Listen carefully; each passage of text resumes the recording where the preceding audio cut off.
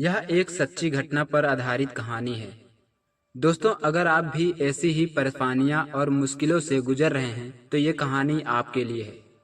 यकीन मानिए, जो भी इस कहानी को अंत तक सुनेगा उसके जीवन में अंधेरा कभी नहीं रहेगा। मैं एक आम हिंदू हूँ। मंदिर जाता था, भगवान को मानता था, राम नाम लेता, शिव चालीसा पढ़ता, हनुमान जी के सामने सिर झुकाता था। सब कुछ वैसा ही था जैसा हर भारतीय करता है। लेकिन एक दिन मेरी जिंदगी में कुछ बदलने लगा। शुरू हुआ एक अजीब सा डर। कोई कारण नहीं था, पर रात में नींद उड़ गई थी। मन बेचैन, घर के अंदर अजीब कंपन, अजीब साए, जैसे कोई दिखता तो नहीं पर होता जरूर था। शरीर भारी हो गया था, मन पर जैसे कोई बोझ लद गया हो। कभी पसीना आता, कभी डर, और सबसे बड़ा डर किसी को बताने में डर लगता था। मैंने मंदिर जाना शुरू किया। शिव जी के मंदिर में बैठा, घंटों जल चढ़ाया, पर जैसे कोई मुझे सुन ही नहीं रहा था। हनुमान जी के मंदिर गया, सोचा बजरंग बली रक्षा करेंगे, पर मन का डर बढ़ता गया। पंडितों से पूजा करवाई, कहते थे ऊपरी बाधा है, कोई बंदी छोड़ यज्ञ तो कोई काली पूजा। पर हकीकत ये थी कि मुझे कहीं चैन नहीं मिला। मैं टूट चुका था, शरीर साथ नहीं दे रहा था, मन हार चुका था। एक दिन मेरे एक पुराने जानने वाले ने मुझसे कहा, भाई एक बार चर्च चलो, यीशु के पास। मैं हंस पड़ा। मैं चर्च में? यीशु को तो मैं जानता भी नहीं, ना मैं ईसाई हूँ, ना मैंने कभी बाइबल पढ़ी। लेकिन शायद वही दिन था जब ईश्वर मुझे खुद खींचकर अपने दरबार में ले जाना चाहता था। मैं चर्च पहुंचा।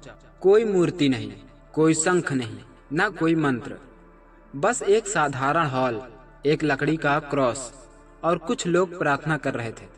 मैं बैठ गया, क्योंकि अब मेरे पास खोने को कुछ नहीं था। प्रार्थना शुरू हुई, गाना गाया जा रहा था। मैं सोच रहा था, ये सब क्या है? ये तो मेरे लिए बकवास है। मैं अंदर से उलझा हुआ था, शंका, विरोध और हंसी से भरा हुआ। लेकिन शब्दों के बीच गानों की लहरों में कुछ था जो मेरी आत्मा को छू रहा था। मैंने पहली बार कोई पूजा ऐसे देखी जिसमें कोई डर नहीं था, कोई कर्मकांड नहीं था, सिर्फ प्रेम, आंसू और मौन था। मैं बाहर निकल गया। मैंने सोचा, ये मेरे लिए नहीं। मैं फिर मंदिर गया।